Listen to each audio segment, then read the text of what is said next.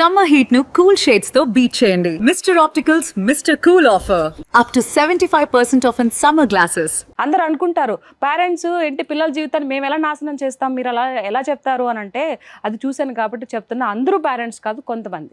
So నువ్వు చెప్పిన మాటలు చాలా మంది కూడా కనెక్ట్ అవుతాయి నేను కూడా అనుకుంటున్నా. చూద్దాం, దండయాత్రకు వస్తారు రేపు నా మీదకి. ఎందుకు ఎవరు వచ్చినా కూడా రెడీ కదా, పులి సీత. ఓకే అక్క, నువ్వు పుట్టి పెరిగింది నెల్లూరులోనా? పేరెంట్స్ ఏం చేస్తుండే వాళ్ళు? ఫార్మర్సే, రైతులే. మా నాన్న రైతే. మా అమ్మ తోటలో పని చేస్తూ ఉంటుంది. మా నాన్న మాకు ఒక 75 సెంట్లు పొలం ఉంది, వ్యవసాయం చేసుకుంటూ అట్లా ఉండేవాళ్ళం. ఏం పెద్ద మిలీనియర్స్ కూతుర్ని కాదు నేను. ఎంతమంది అక్క మీరు? అక్క, నేను, అన్న. ఓకే, నేనే లాస్ట్. ఫస్ట్ అన్న, తర్వాత అక్క, నేను లాస్ట్. నువ్వు లాస్ట్. గారాబం కూడా బాగా ఎక్కువ ఉంటుంది అంటే పని చేయకుండా మా అమ్మ పని చేయమంటే పో అని చెప్పేసి అనేదాన్ని. అయితే నాకు టార్చర్ ఉండేదిరా మొదటి చిన్నప్పటి నుంచి. ఏంటిది? మా ఊర్లో కుళాయి నీళ్ళు పట్టుకోవాలా. పొద్దున్నే చీకటితో 4:30 కుళాయి నీళ్ళు వస్తాయి. ఆడు ఒక 6 గంటలకు 7 గంటలకు వదలొచ్చు కదా, కరెక్ట్ గా 4:30 వదులుతాడు మార్నింగ్. Early morning.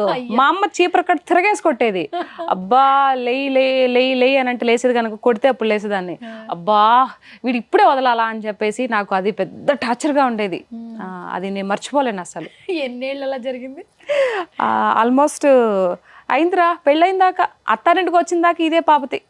అబ్బే 4:30కి లేచేది. 4:30కి 4:30 4:45 లేక 5 లోపల ఏదైనా కూడా. అసలు ఇన్స్టాగ్రామ్ రీల్స్ కి ఇప్పుడు మాట్లాడే సంబంధమే లేదక్క. మరి అట్టనే ఉంటది కదరా. యాక్టింగ్ ఎలా అక్క? అసలు ఇండస్ట్రీ కమింగ్ ఇంట్రెస్ట్ ఎట్లా నీకు? నేను హైదరాబాద్కి వచ్చిన కొత్తల్లో వెల్లంకి ఫుడ్స్లో పనిచేస్తా ఉన్నా. వెల్లంకి స్వీట్ హోమ్ తెలుసు కదా నీకు. ఆడ పనిచేస్తా ఉంటే అక్కడి నుంచి కొన్ని అనివార్యమైన కారణాల వల్ల బయటికి వెళ్ళిపోవాల్సి వచ్చింది. బయటికి వెళ్ళిపోయినాక కావూరు హిల్స్లో పనిచేస్తా ఉన్నాను. ఆడికి వచ్చిన తర్వాత వీళ్ళేందబ్బా చెప్ప పెట్టకుండా తీసి పడేసిండ్రా, సరేలే ఏదో ఒకటి చూసుకుందాం అని చెప్పి బయటకు వచ్చినాను. బయటకు వచ్చినాక కావూరు హిల్స్లో బస్సు కోసం ఎదురు చూస్తా ఉంటే ఒక బస్సు వచ్చింది. బస్సు ఎక్కినానా, ఎక్కితే అక్కడ ఒక పిల్ల యూనిఫామ్ వేసుకొని కూర్చొని సీట్లో కూర్చొని ఉంటే, ఏం నువ్వు ఏడ పని చేస్తావు అని అడిగితే అయ్యి సౌత్ ఇండియా షాపింగ్ మాల్లో పని చేస్తాను అక్క నేను అని చెప్పింది. ఓమే నాకు కూడా ఇస్తారా జాబ్ అని అంటే, ఎందుకు ఈ రక్క ఇస్తారో అని చెప్పింది. సరే మన చదువు గురించి ఎందుకు చెప్పుకోవాలి అని అడిగి పోయినా. మరుసటి రోజు పొద్దున్నే ఒక టిఫిన్ బాక్స్ అన్నం పెట్టుకుని పోయినా. వాళ్ళు 9:30 కంట 10 గంటలకంట షాప్ ఓపెన్ చేసి నేను 8 గంటలకు పోయి కూర్చుంటేని. పోయి ఎప్పుడు వస్తారా అని ఏదో కొత్త చేతి గడికి పొద్దురగనట్ట పోయి కూర్చుంటేనే. ఆమెను కూసుకొని వస్తే వాళ్ళు 10:30కి నిదానంగా వచ్చారు. నిదానంగా షాపులు అన్ని తుడుచుకొని అని పోతే 11 గంటలకు పోయినా. నేను 11 గంటలకు నా మొహం చూసిన రోళ్ళు. సరే జాబ్ కోసం వచ్చినానంటే, జాబ్ సరేనమ్మా అని చెప్పేసి అని 7,500. అంతకుముందు వెల్లంకిలో ఉంటే 10,000. సరేలే ఏదో ఒకటి గుడ్లో మెల్ల అనే చేసుకుంటా పోతే ఖాళీగా ఉంటాయి కూడా రావు కదా అని అట్లా చేసుకుంటూ ఆ బ్రాంచ్ ఈ branch south India shopping mall తెలుసు కదా, సేల్స్ గాలుగా చేసుకుంటూ అకౌంట్ సెక్షన్లో పాపం అక్కడ ఓనర్ ఒక ఆయన చదువుకున్న దాని ఎందుకమ్మా ఇవన్నీ అని చెప్పేసి, కంప్యూటర్ నేర్చుకోవచ్చా నీకు అన్నట్టు రాసా నేర్చుకుంటానని చెప్పిన. కష్టపడి 3 నెలలు నేర్చుకోవాల్సిన టాలీ 1 నెలలో నేర్చుకున్నా. టాలీ నేర్చుకొని సర్టిఫికేట్ తీసుకుని అడిగిపోతే అకౌంట్ సెక్షన్లో జాబ్ ఇచ్చినాడు. ఆ జాబ్ ఇస్తే సరే చేసుకుంటా పోతా పోనీ ఏదో ఒకట్లో 15,000 శాలరీ పడతా ఉంది కదా, 7,500 10,000 7,500 తర్వాత 15,000 అని చెప్పి ఏదో ఒకటి అని చెప్పి చేసుకొని జాయిన్ అయినానా. ఆ తర్వాత చేస్తా పోతా ఉంటే ఆడికి ఎవరో ఒక ఆయన వచ్చా, ఇదే ఈ south India shopping mall ads అవి ఉంటాయి కదా, డైరెక్టర్ వచ్చా. ఏమ్మా బాగుండవు చూడడానికి, నువ్వు మూవీస్లో యాక్ట్ చేయొచ్చు కదా అని చెప్పేసి అని. మరి ఎందుకు అన్నాడు ఏమో నాకు తెలీదు. అవునా నాకు తెలీదు సార్ ఆ యాడ్ ఉంటుంది అని అంటే, నీకు ఇంట్రెస్ట్ ఉందంటే యాక్టింగ్ ఇది ఇవన్నీ డైలాగులు అయినా చెప్పడం ఇంట్రెస్ట్ ఉంది కానీ ఈ సినిమాలో యాడో తీస్తారో నాకు తెలియదు, నిజంగా తెలీదు హైదరాబాద్లోకి వచ్చినా కానీ. అవునా సరే ఎందుకు పలానా బోయపాటి సారు సినిమా తీస్తా ఉన్నాడు, అడి పోమ్మా నేను నెంబర్ ఇస్తాను చెప్పి కో డైరెక్టర్ నెంబర్ ఇచ్చా. సరేలే ఫోన్ చేద్దామని ఆ నెంబర్ కాస్త పోగొట్టుకుంటుని నెంబరు ఆ డెస్క్లో ఏడో పెట్టి దాన్ని 3 రోజులు ఎతికినా నేను కనపడలేదని చెప్పి ఎతకంగా కనిపించింది. మొత్తానికి ఫోన్ చేస్తే ఒకసారి ఆఫీస్కి రమ్మని చెప్పి వాళ్ళు ఎక్కడో చెప్పారు, ఆ మాదాపూర్ సైడ్ ఎక్కడో ఆఫీస్ ఉండే. అవును అడిగిపోయినాక ఫస్ట్ మాట్లాడింది బోయపాటి సారు. ఏం చేస్తావమ్మా నువ్వు అంటే, అకౌంట్ సెక్షన్గా జాబ్ చేస్తూ ఉన్నాను సార్ అని చెప్పిన. చెప్తే సరేనమ్మా నీకేమైనా డైలాగ్ వచ్చానంటే, డైలాగ్ అంటే వచ్చు సార్ చెప్తానని చెప్పిన. అదే ఏమంటివి ఆ డైలాగ్ చెప్పిన. ఆయనకి చెప్పిన. ఆయన ఇంటా ఉన్నాడు. ఈ ఎమ్మికి పిచ్చిగాని పట్టిందా ఏంది అనుకున్నాడో ఏం పాడో. ఈయన అంత అయిపోయిందా అని నన్ను అడుగుతున్నాడు ఆయన.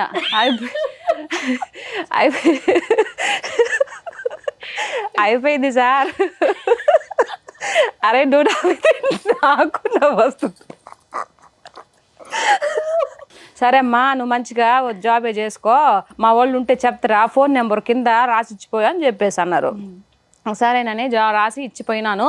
ఆడ నుంచి వచ్చేసినాక ఒక 10-15 రోజులకు 20 రోజులకో కాల్ వచ్చింది, ఇట్లా సినిమాలో బోయపాటి గారి సినిమాలో ఒక లెక్చరర్ క్యారెక్టర్ ఉందమ్మా చెయ్యాలా అని చెప్తే సరేనని చెప్పేసి ఆడికి పోయినా. ఆడ నేను నెలంతా కష్టపడితే 15,000, ఆడ నాకు ఫస్ట్ 4,500 ఫర్ డే ఆడ ఒక రోజుకి. ఓహో ఇదేదో బాగుంది కదా అని చెప్పి 7 రోజులు 8 రోజుల్లో చేసిన. నా మళ్ళీ వారానికి వారం 10 రోజులకు పేమెంట్ కూడా వచ్చేసింది. ఫుడ్ పార్టీకి ఫుడ్ మంచిగా కూర్చో ఉండొచ్చు ఆడ చెట్ల కింద. ఆ తర్వాత ఇంకా అన్నం పెడతా ఉండే, మళ్ళీ డబ్బులు ఇస్తా ఉండే. ఇదేదో బాగుంది కదా అని చెప్పా, ఇంక కంటిన్యూ అయిపోయినా. అనుకోకుండా వచ్చిన దీంట్లోకి, లేకపోతే నాకేం తెలిసిదే. సింగర్ అవ్వాలనుకున్నా సింగర్ అవ్వలేదు. ఎందుకు లేదో ఒకట్లే వచ్చిన కాడికి అన్ని దేవుడు ఇచ్చిందే, మనం ఏమి ట్రై చేసింది కాదు. అట్లా అవును ఇండస్ట్రీకి వచ్చి చేసిన తర్వాత ఇదేదో బాగున్నట్టుందే, దీంట్లో బాగా కష్టపడదామని చెప్పి అప్పుడు రోజు సినిమాలు చూడడం, పాత సినిమాలు చూడడము, డైలాగులు రాసుకోవడము, ఆ ఎక్స్ప్రెషన్ వాళ్ళు ఎలా చెప్తున్నారు చూడడము, అట్లా స్టార్ట్ చేసిన. 9.5 సంవత్సరం ఏదో అలా వస్తూ ఉండ. ఇప్పటికి ఎన్ని సినిమాలు చేసావు అక్క? 25 పైన చేసినాను. అందులో మా అసోసియేషన్లో మెంబర్ని అయినాను. ఇంకా అంతకని ఏం కావాలా. సూపర్. 9 ఏళ్ళకి 9.5 సంవత్సరానికి నేను అవి కూడా 4 ఏళ్ళ పైన అవుతుంది. అచ్చా సూపర్. అట్లా ఇంకొకటి ఏంటంటే ఇండస్ట్రీ అంటే ఇలా ఉంటుంది అలా ఉంటుంది అని కొంచెం భయం పెట్టేస్తూ ఉంటారు.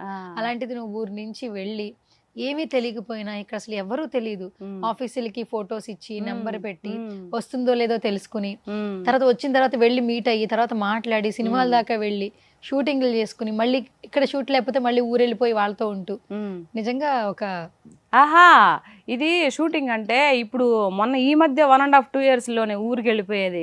అంతకుముందు నేను మా వారి ఇద్దరం ఏడే కదా ఉన్నిందే. పిల్లకాయలు మా అత్త మా మామ చూసుకుంటా ఉంటే ముగ్గురునే మేమిద్దరం ఏడే ఉన్నింది. ఈ మధ్య కాలంలో పెద్దోళ్ళు ఇది ముసలోళ్ళు అయిపోయింది కదా, షుగర్లు బీపీలు అన్ని వచ్చేసాయి ఫ్యామిలీ ప్యాక్ లో. ఆ తర్వాత పాప చూస్తే ఇప్పుడు 14 సంవత్సరము, ఇంకెవరు ఒకరు ఉండాలి కదా ఇంటికాడ. ఇద్దరం ఏడు ఉంటే పిల్లకాయలు చూసుకోవడం కష్టం అయిపోతా వల్ల 3 పిల్లకాయలు అయిపోయా, అందుకని పోయిండేది. ఓకే. అసలు నీ స్లాంగ్ అయితే చాలా బాగుంది అక్క. ఎందుకంటే కొన్ని సినిమాలకి స్లాంగ్ వల్ల హైలైట్ అయింది. ఇప్పుడు రంగస్థలం అదొక స్లాంగ్ ఉంటుంది రామ్ చరణ్ గారు. పుష్ప 2 అసలు ఒక రేంజ్ లో ఏంది మే అట్లా అట్లా అట్లా ఎంత ఇదైంది. ఇప్పుడు ప్రతి సినిమా కూడా స్లాంగ్ తో వస్తుంది, నార్మల్ స్ట్రైట్ రావట్లా. కానీ ఇలా గనక ఈ స్లాంగ్ లో నువ్వు ఒక క్యారెక్టర్ ఏదైనా ఎవరైనా డిజైన్ చేసుకుంటే మాత్రం నువ్వు పర్ఫెక్ట్ యాప్ట్. అదే ఇప్పుడు నేను ఎప్పుడు పుష్ప సినిమా 2 రిలీజ్ కాకముందు నుంచి వీడియోలు పెడతా ఉన్నా. పుష్ప సినిమా మొన్నగా 3 ఏళ్ళు ఏమో తీసింది.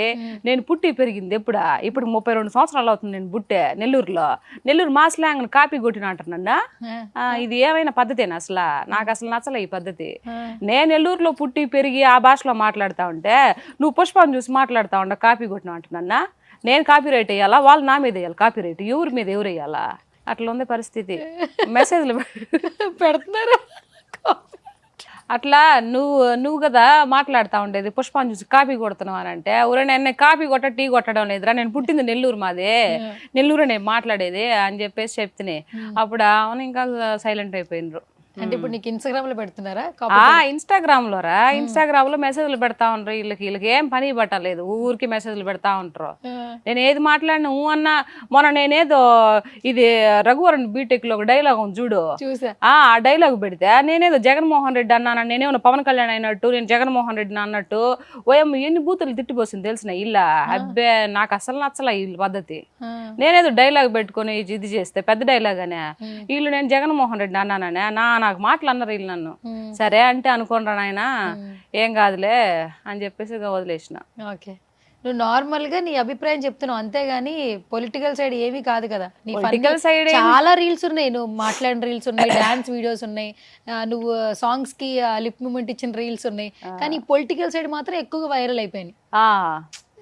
ఒక 2 పర్సన్స్ గురించి మాట్లాడి మాత్రం ఎక్కువ వైరల్ అయిపోయింది. ఏంది మే అంటూ ఊరికే గై మాట్లాడితే ఏడుంటదిరా, పాయింట్ మాట్లాడితే కదా. నాకేంటంటే నేను 2019లో 19లో జగన్ అన్న వచ్చింది కదా సీఎం గా, అప్పుడు కొన్ని చూసి వచ్చిన ఇదనమాట ఇది. ఈరోజు ఏదో కావాలని ఏదో ఫేమ్ కోసము, ఫేమ్ వస్తే ఎంత రాకపోతుంది, ఫేమ్ అంటే ఏంది, ఫేమ్ అంటే ఏం చెప్పు. నాకు చాలామంది ఫేమ్ కోసం అంటారు. ఫేమ్ అంటే ఏంది 10 మంది తెలియడమా? ఆంధ్ర రాష్ట్రంలో ఎంతమంది ఉంటారు, తెలంగాణలో ఎంతమంది ఉంటారో, మహా అయితే ఒక 7 కోట్ల మంది ఉంటారా, వాళ్ళకి తెలిస్తే దాన్ని ఫేమ్ అంటారా? తెలియకపోతే ఇప్పుడు ఏందంట నష్టమా? తెలిసిన నష్టం ఏంది, తెలియకపోయిన నష్టం ఏంది? చాలామంది ఫేమ్ అంటారు. ఫేమ్ కోసం